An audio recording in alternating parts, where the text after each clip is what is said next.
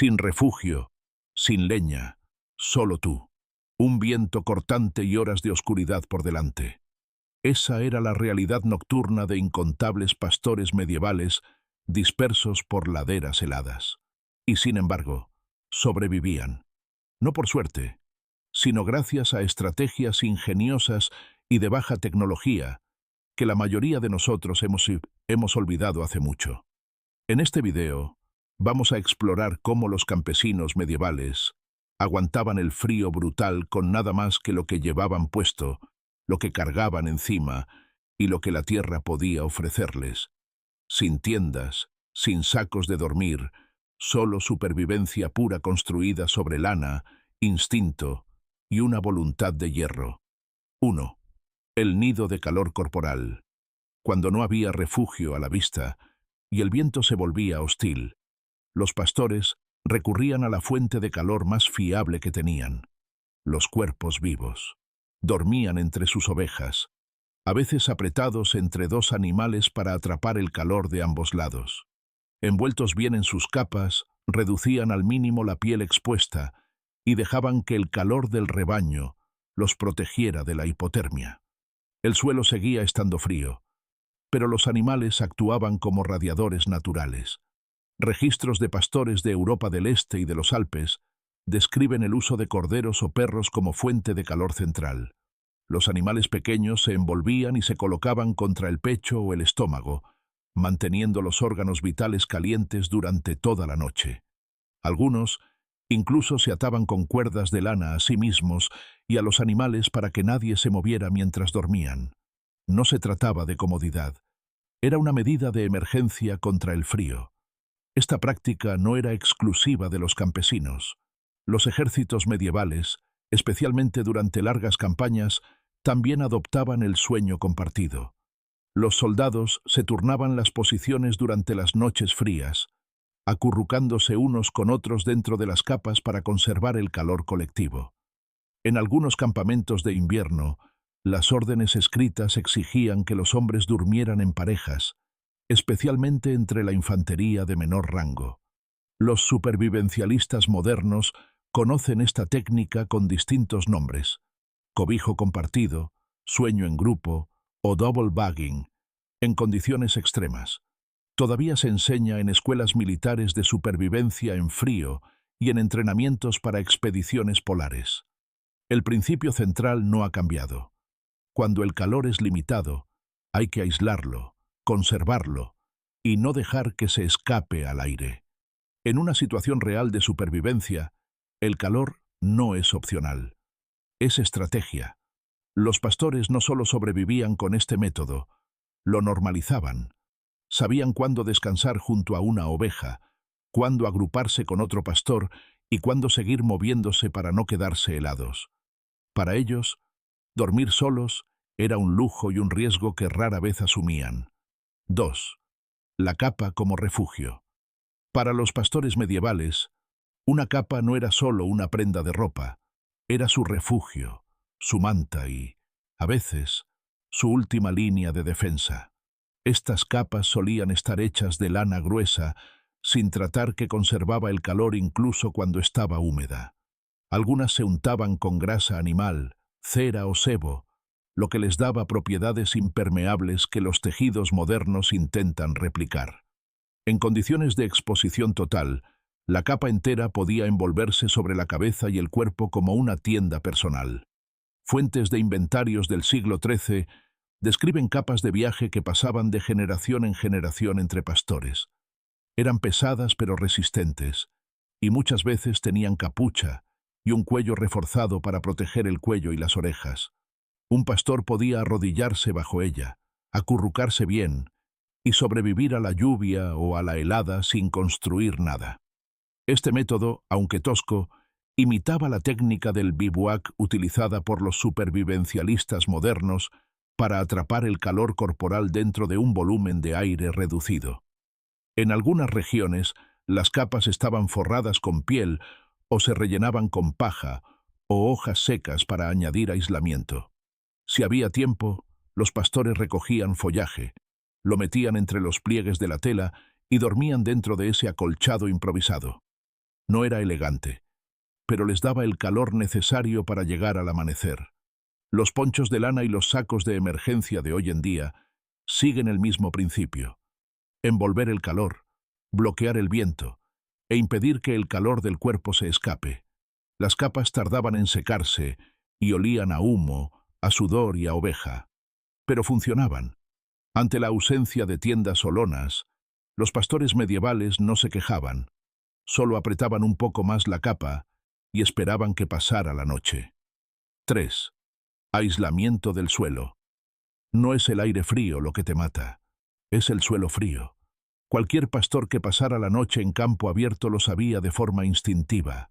Dormir directamente sobre la tierra absorbía el calor del cuerpo como una esponja. Sin aislamiento por debajo, incluso la capa más abrigada se volvía inútil. Para sobrevivir, creaban barreras. Heno, hojas secas, helecho o incluso recortes de lana sin lavar se apilaban en una capa gruesa antes de descansar. A veces el material se agrupaba en forma de nido con una ligera cavidad y la capa se envolvía alrededor de los bordes.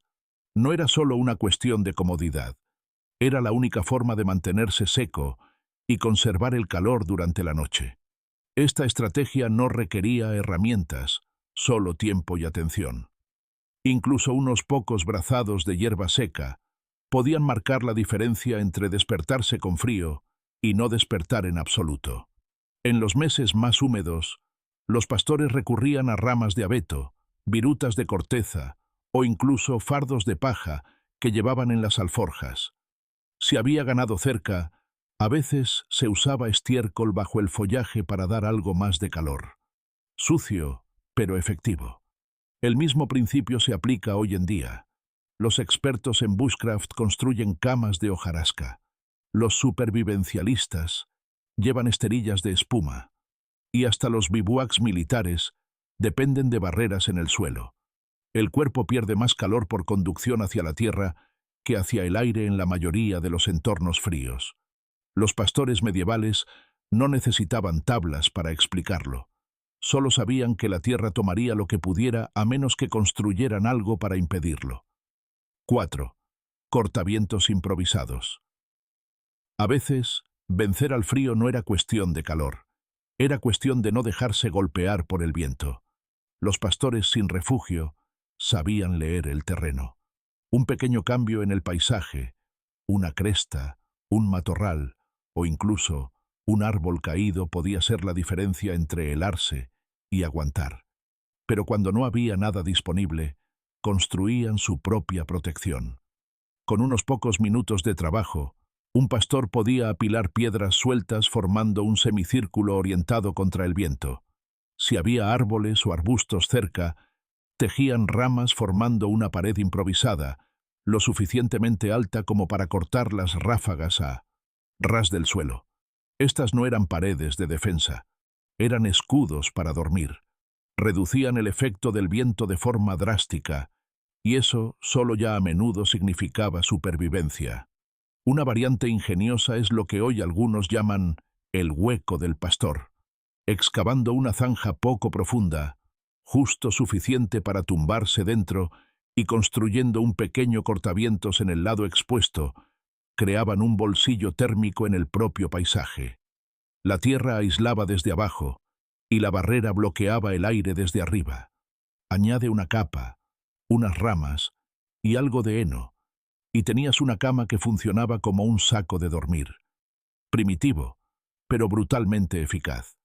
Esta técnica sigue apareciendo en manuales militares de supervivencia y guías de trabajo en el Ártico. Cavar hondo, bloquear el viento, mantenerse compacto. Un hueco así no va a ganar premios de diseño, pero permite pasar una noche larga sin necesitar fuego ni lona. Los pastores los usaban porque funcionaban y porque podían construir uno en menos de 10 minutos, con solo sus manos. 5. Brasas y fuego transportado.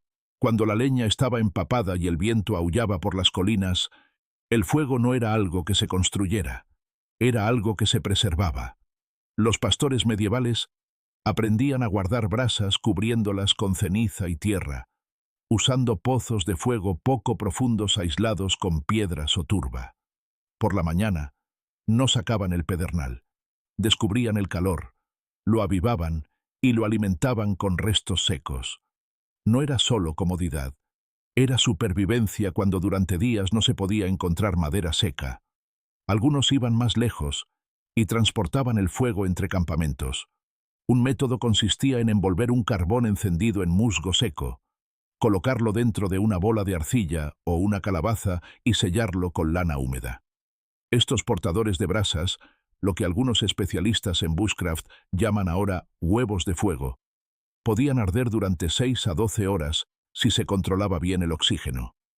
En algunas regiones alpinas, los pastores colocaban la bolsa de brasas dentro de un zurrón forrado con lana y estiércol, convirtiéndolo en una batería de calor para los trayectos largos. El fuego no era solo para encender llamas, era para distribuir calor.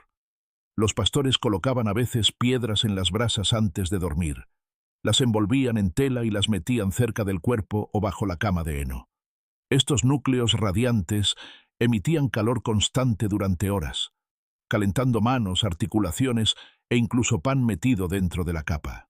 El proceso era silencioso, sin humo, y lo suficientemente seguro como para usarlo mientras se descansaba bajo un árbol o dentro de un cortavientos de piedra. Los supervivencialistas actuales usan piedras calientes, briquetas de carbón o cajas de ámbar con resultados similares. Pero el método del pastor era más rudimentario y más sostenible. No hacía falta recipientes de metal ni productos químicos. Solo tierra, paciencia y práctica. En una época en que el fuego era vida, aprender a convertir una sola brasa en una noche de calor era todo un arte, y uno que merece ser recordado. 6. Pieles y grasas animales.